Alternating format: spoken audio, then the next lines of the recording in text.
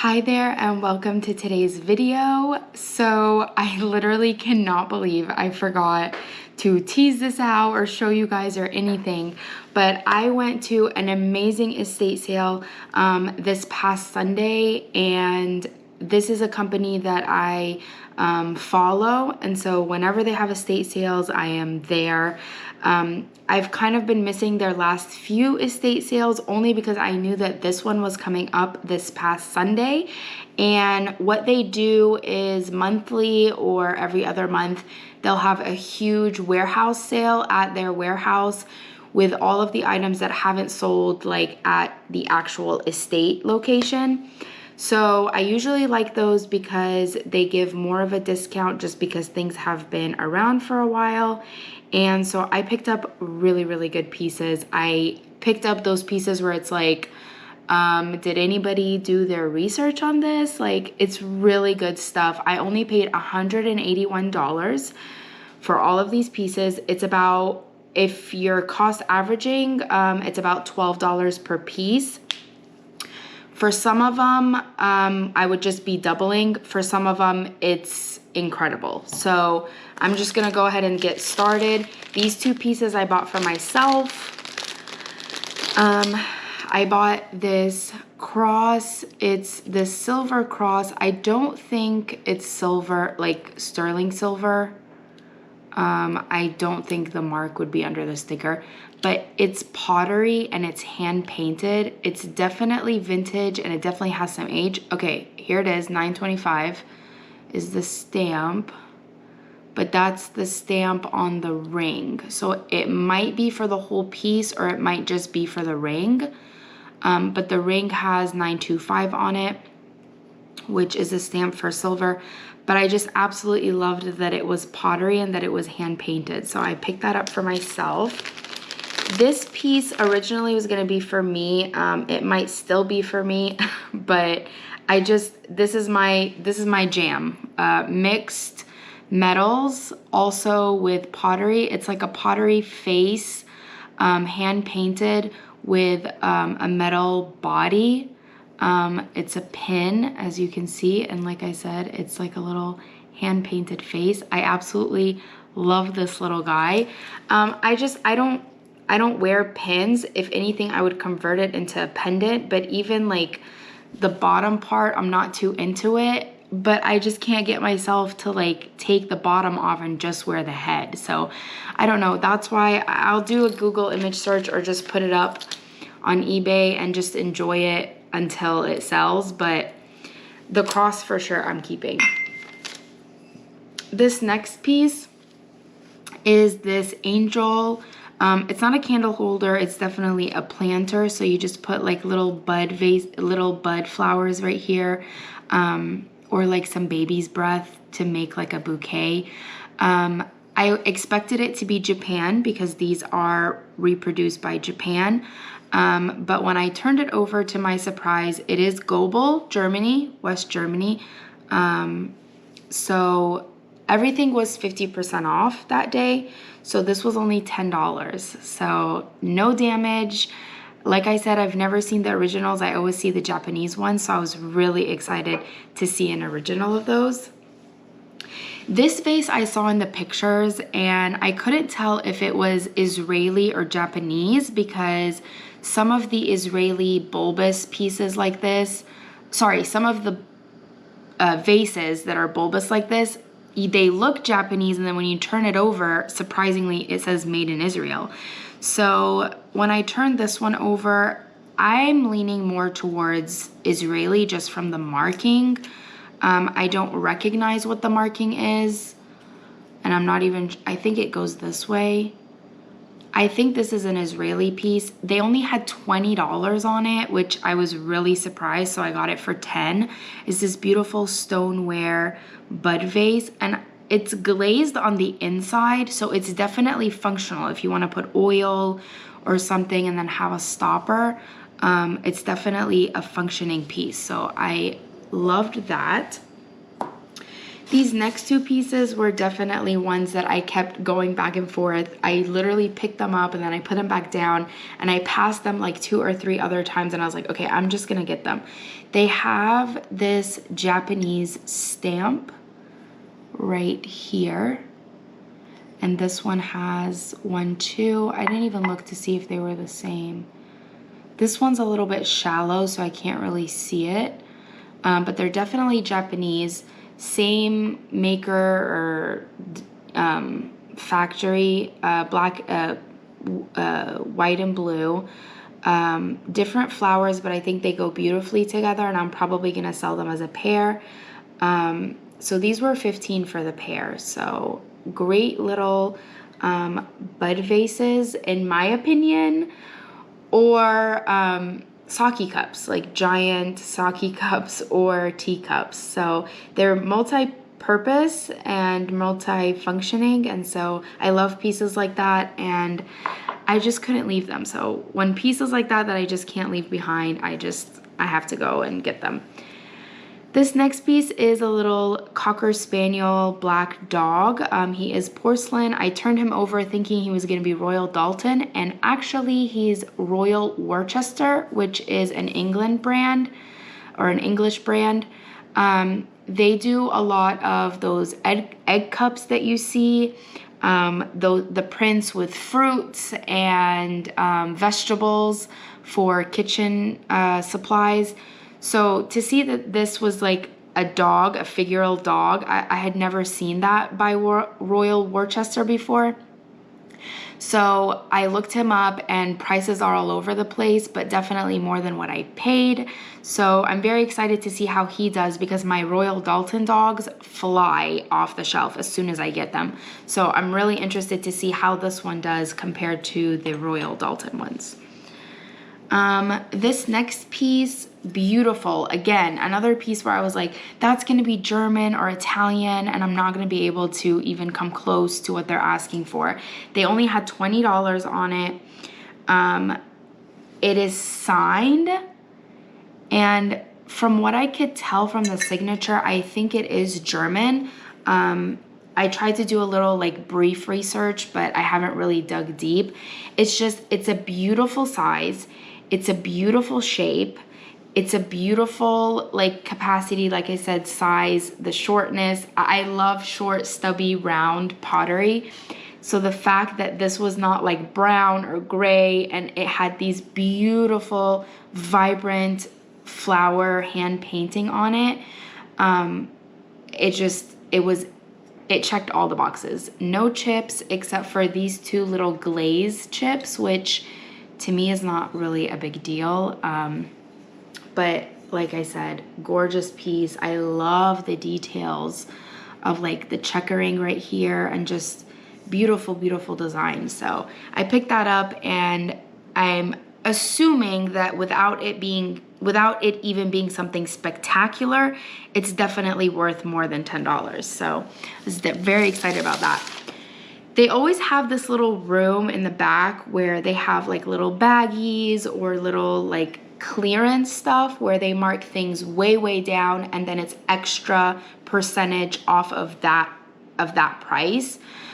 So I found this in a little baggie, and at first I was like, okay, that's a Kokeshi doll or some kind of Japanese doll, and it was in a baggie, in a Ziploc baggie, and I was like, why is that in a Ziploc bag? But anyways, I grabbed it. I didn't even think about it. It was $10, so it was gonna be $5 with the 50% off. And then when I got home, to my surprise, this comes out, and these are all little blocks. They're like, it's like a toy, like a Kokeshi doll toy. There's no marking on the bottom. I don't know why they had this this tape on, but I mean, there is some age to it, because you can see the difference between the color on the inside and the color on the edges. This one apparently used to be yellow. This one is supposed to be blue. So it definitely has some age. I think from what I could remember from the research I did, I think 50s or 60s, which is really, really cool. You guys know I love my Kokeshi dolls. I love Japanese anything right now. It's very in, but I am starting to fall in love with it myself. Just look at the facial expression on him. So this is a really, really cool piece. I have tons of Kokeshi dolls that I've sold in the past and that are up on my eBay store right now. But this one is very unique because it's interactive. You can actually do something with it and it's not just decorative. So I thought that was really, really cool. These two next pieces are the glass pieces that I decided to pick up. There were tons. By the way, I went on the last day. Excuse me. I went on the last day because the last day, depending on what they are selling, they will either run a 50% off or a 60% off. So with Scott being last week and me spending a whole bunch of money, I decided I'm just gonna go the last week and just pick from what is left. The glass pieces that were there, I just could not believe that they were still there. The prices were a little bit high compared to what I had seen sold, but as the pieces for what they were, which now I really wish I got like a video clip or something of them to show you guys. The pieces for what they were, if I were a collector, I would pay those prices. But for resale, it was going to be a little bit of a gamble. They were all signed, all hand blown. You can see the Ponto mark on the bottom. Beautiful, beautiful pieces. So what I keep in mind is this is a warehouse that's set up for this company, and there are pieces that roll over. So if these are going to be pieces that are going to roll over and it's meant to be, I will definitely pick them up the next time. But these are the two glass pieces that I did pick up. This first one, looked at the bottom, didn't see a signature, and I knew that it would be on the rim. This style of glass, I can't remember what it's called. If I remember to look it up, I'll put it up on the screen. But this style of glass is absolutely beautiful, and it's not even an amethyst. It's like this lilac purple that's encased inside. So as you can see here, it's clear glass and it has the purple encased on the inside, and then it has this beautiful iridescent design on the outside that they do by flashing the pieces after they're already mixed and blown, and like once the artist gets it to where he wants it to be, they flash it to make this pattern. So it is signed, like I said, it is signed on the edge, and it says it's from 1985. I can't remember, P. Ben something. 1985. We did look these up. They go anywhere from 120 to 180. So for this size, I was surprised at those prices, but they are still in production today, and so that's why the value hasn't shot up yet. But this is a vintage piece from 1984, and so if somebody were looking for this one in particular, it's not made on their website, it's not available on their website anymore. I think I can do pretty well with that. This next piece they had mislabeled to my advantage. They had it labeled Lalique, but it's actually Zilique, and I knew it when I even mentioned, I said, because the guy was like, I love that piece, it's Lalique, and I was like, yeah, it's so interesting, because I saw on the tag that it was Lalique, but when I looked on the bottom, I was like, oh, that doesn't look like Lalique.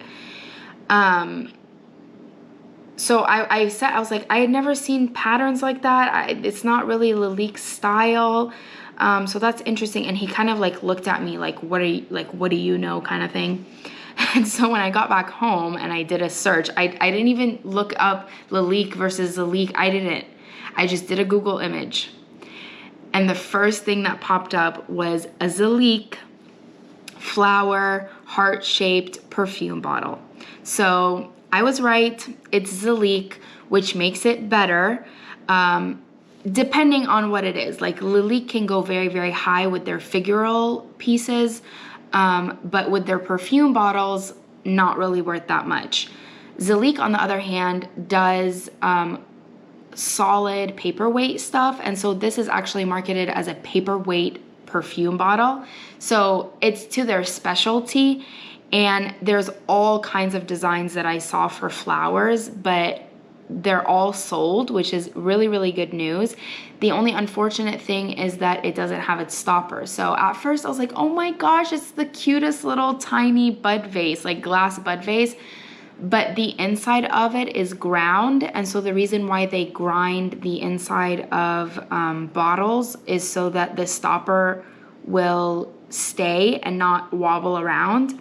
So anytime you see a ground like rough on the inside, I'm not sure if you can see that, you know that it had a stopper. So I was a little bit confused, but or maybe I was just in denial that I was missing the stopper. But from what I saw the stopper to look like, it's just a plain clear glass stopper. So it could easily be replaced by myself or by the buyer. So I'm very, very excited about this. Like I said, because it's Zalique, it's a little bit higher in value than if it were Lalique, which again, like I said, I knew it wasn't Lalique. This next piece is another piece that I saw in the pictures, and I thought I'm not even gonna ask, which by the way, because I deal with these people so often, they know me, they have my number saved. I'll shoot them a text, hey, is this still available? They'll hold it for me, or I'll pay over the phone, and then on the last day for 50% off day, I'll go pick up the stuff that I bought over the phone and then also see what else is left. So this is one of those pieces where I was like kind of tempted to send a message about, but then I was like, there's no way it's still gonna be available. It's beautiful, it's Italy. I knew it was Italy without even asking. And when I got there and it was there, I couldn't believe it. I only paid $25 for it. There is no damage. It is beautiful, hand-painted picture. I love the shape of it. And then as you can see down at the bottom, it has the numbers. There is a shallow chip right there, but again, have no problem with selling chip pieces, especially when it comes to Italy. I just sold a pair of Italy vases to the same buyer, and one of them had tons of chips on them, and she bought them both. So I was very excited about that. Now, this next find, another one of those finds where I'm like, okay, I can't go wrong with the price. They were all thrown in a bag, which I couldn't believe. It was another one of those baggies.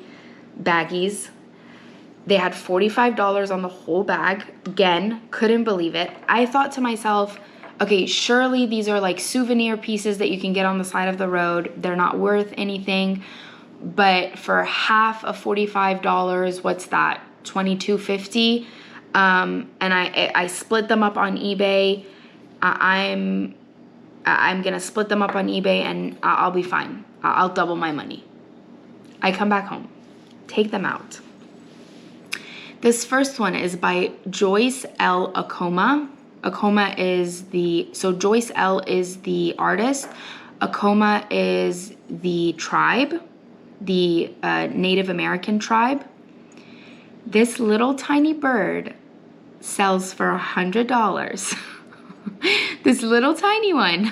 And there's one that's even tinier that sells for $60. So that was the first piece. This piece I didn't really look into. It has like some little squigglies on the bottom, but to be honest, I'm probably gonna just keep this one. It's this little tiny thing, or I might just throw it up for $40 and see how it does. These two are by the same artist. This is a little bit more popular. It's called a weed pot.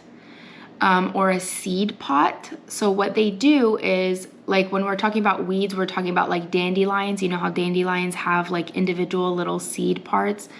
So these they hold like seeds in here. Same artist. I can read it better on this one. Agni Penetsa. It is Zuni, which is one of the more popular tribes when it comes to Native American pottery. This guy, there are multiple variations. There are variations that are oval. There are variations with oval and 2 of these little lizard looking things. This one sells anywhere from $99 to $120, this little tiny guy. And then this is my favorite. It's gonna be really, really hard for me not to keep it. But again, little vase. It has this handle. It's like, it's a bird. It's a little bird. There is a repair on the beak, but it is very well done. There is a lizard right here, like a cute little lizard sticking up. There is a little froggy on the handle. And there are 2 little froggies right here with their tadpoles all on the back. But that's not all. The cuteness doesn't end there. There's these little tiny deers and cattail hand painting on the side. And then that's what the signature on the bottom looks like. This is probably one of my favorite pieces. I couldn't find this exact one, but I did find ones that are the same picture shape, different animal. It's not a bird. Same size, with, again, the picture shape, in this brown color, not in this white, and it didn't have all these animals on the back of it. One sold for like $65 and one sold for like $95. I think this one's worth a little bit more, maybe $150 to $175. To be honest, because I love it so much, that's probably what I'm gonna ask for it and see how it does. But honestly, like, for a bag that I paid $22.50 for, I would have paid $45 for it. And to be honest, if I knew what they were there, I would have paid $100 for that bag. So that was my favorite thing. That was my favorite find of the day. I mean, everything I got was, I'm so excited about. And that's the reason why I love going on the last day, because it's like the pieces that are left, I'm not overwhelmed by the abundant choices that I have. And the pieces that are left, I'm really gonna sift and pick through and really get the really good pieces.